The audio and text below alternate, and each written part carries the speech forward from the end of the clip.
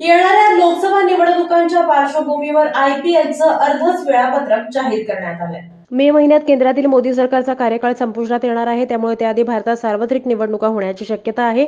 या निवडणुकांच्या आधीच आयपीएलचा हंगाम सुरू होत आहे, त्यामुळे आयपीएलच्या 21 सामन्यांचं वेळापत्रक जाहीर करण्यात आलेलं आहे. इंडियन प्रीमियर लीग या 17व्या हंगामाचं वेळापत्रक गुरुवारी जाहीर झालं. 22 मार्चपासून भारतात ही स्पर्धा रंगणार आहे. पहिल्या सामन्यात गतविजेता चेन्नई सुपर किंग्ज संघ आणि रॉयल चॅलेंजर्स बंगळुरू आमने-सामने येणार आहेत. दरम्यान आगामी लोकसभा निवडणुकीच्या पार्श्वभूमीवर आयपीएलनं अर्ध वेळापत्रक जाहीर केलंय.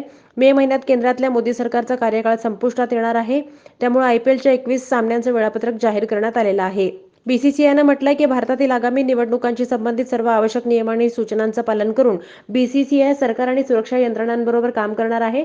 18व्या लोकसभा निवडणुकीच्या तारखा जाहीर झाल्यानंतर बोर्ड पहिल्या 2 आठवड्यांच्या वेळापत्रकांशी संबंधित सर्व समस्यांचं निराकरण करेल. यानंतर बीसीसीआय मतदानाच्या तारखा लक्षात घेऊन उर्वरित हंगामाचं वेळापत्रक निश्चित करण्यासाठी स्थानिक अधिकाऱ्यांबरोबर चर्चा करेल, असंही सांगण्यात आलेलं आहे.